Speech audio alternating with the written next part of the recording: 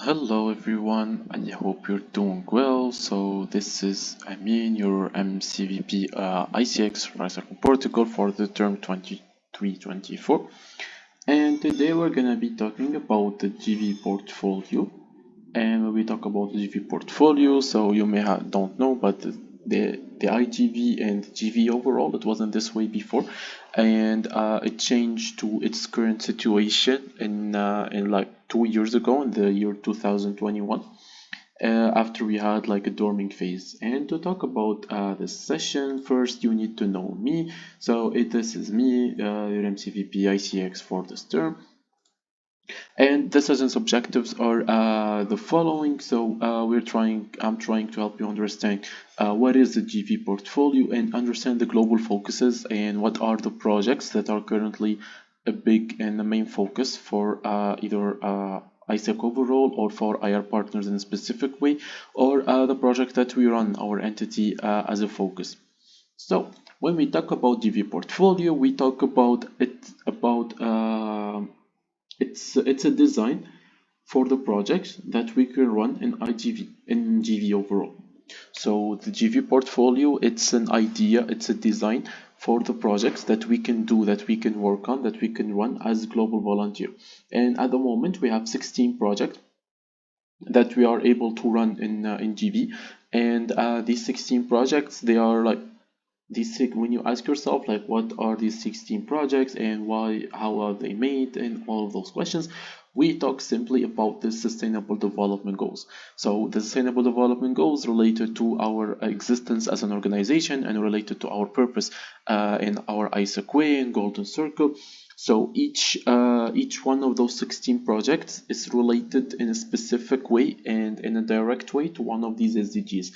True, at the moment we don't have projects for all of the SDGs. So true that we have 16 projects, but doesn't mean that all of these 16 projects they touch 16 of these SDGs. No, but we try to create those projects based on the needs of our society in the current situation, and based on our current capacities as ISACers and in different entities in different countries.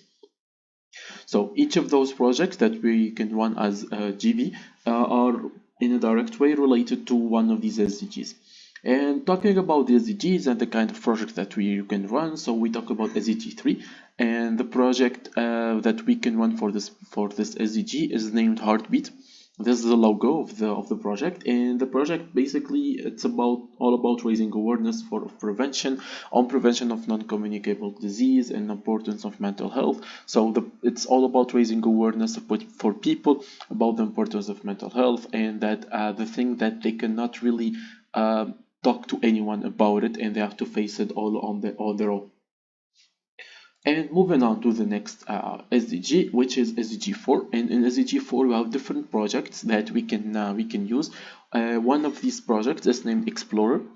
And the project aims namely to contribute to SDG 4 by creating activities and knowledge needed to live in natural conditions, like mathematics, intercultural communication, teamwork.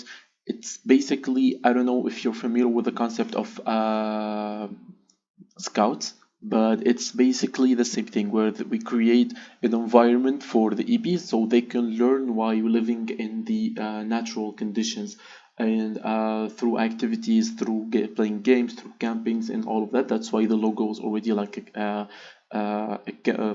a camp. And yeah, it's all about creating that kind of activities for us to stay away a little bit, and to minimize using technology and minimize be more aware on how to use it, and in which situations, and how to be more careful about it. Moving on to next SDG, it's the same in SDG 4, but it's a different project which is called Happy Bus.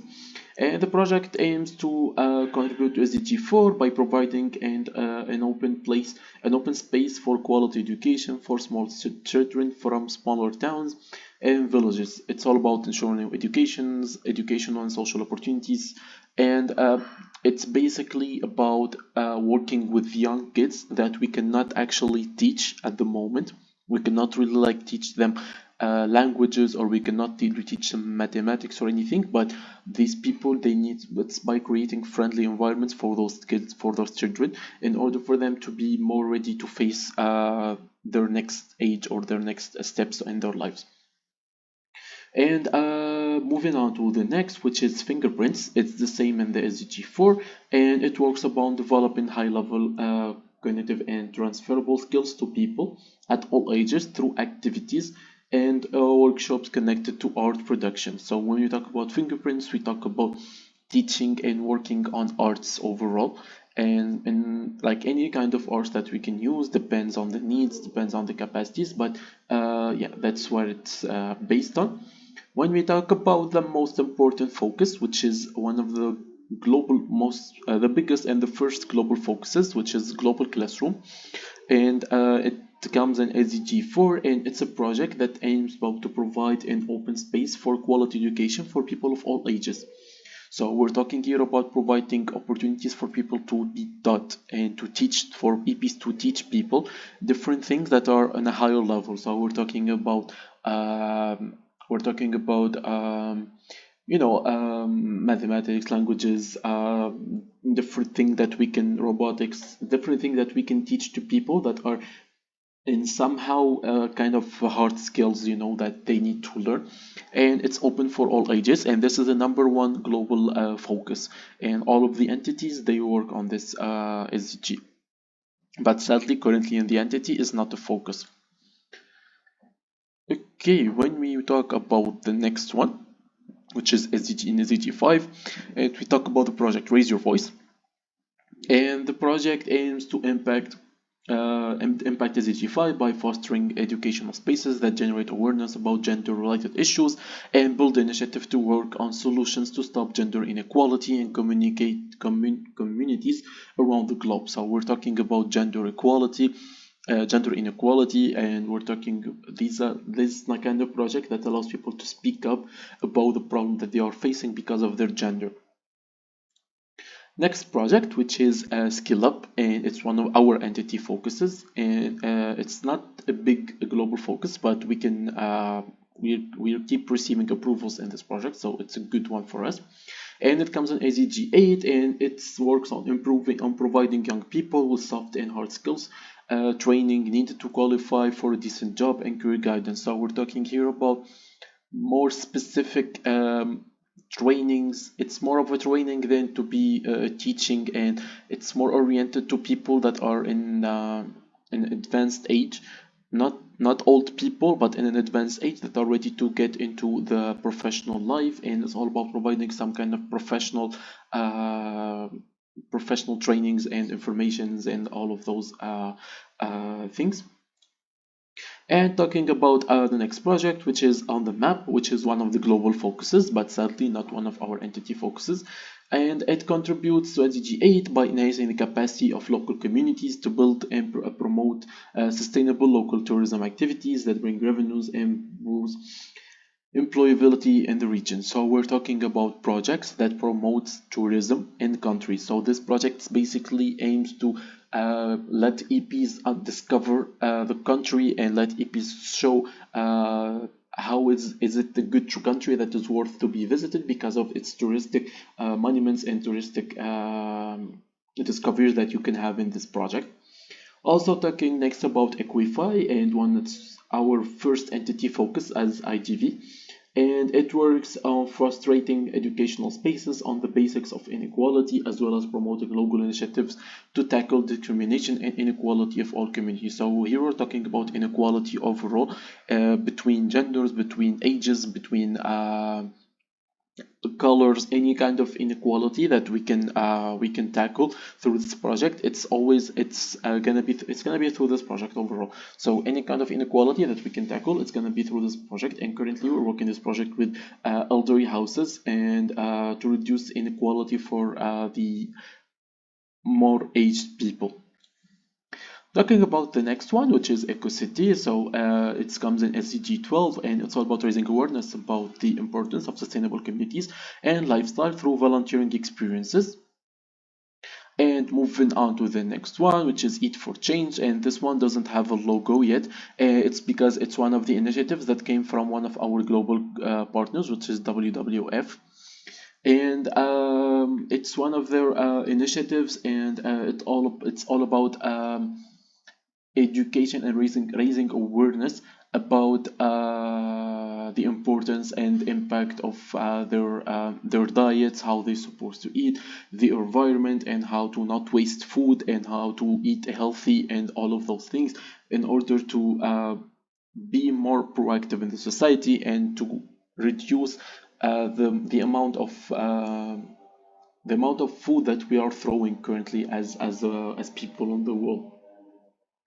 And next, we're talking about the Green Leaders. It's one of the global and entity focuses, and it's all about educating communities about climate change and building action plans to reduce critical factors affecting the environment. So we're talking about specific actions to be taken in order to make the environment more safe and more livable for us. For the next one, which is Aquatica, it's one of the global focuses, and it's all about providing communities that live near marine and coastal areas with concrete activities to improve the sustainability of the coast and protect marine wildlife. So it's all about protecting life below water overall, and all about doing campaigns of cleaning of the sea, of the beaches, awareness for the people to not throw their garbage in there, to not do random fishing, and all of those things to protect the marine life that we currently have. And talking about next, which is rooted coming from SDG 15.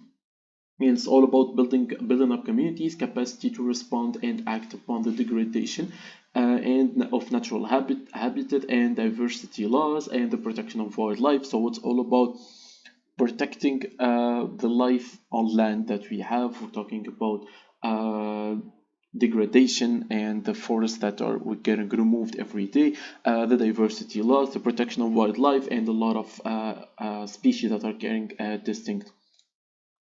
And last one, which is Scale Up, and it comes for SDG 17. It's all about building capacities of local NGOs and foundations to contribute to social impact in their communities by collaborating with local social projects. So it's all about working on making the NGOs more aware about the situation of the country and of the cities and of the environment, and to make them support the project that we currently working on and different NGOs are working on to make the world and the city a better place to live in.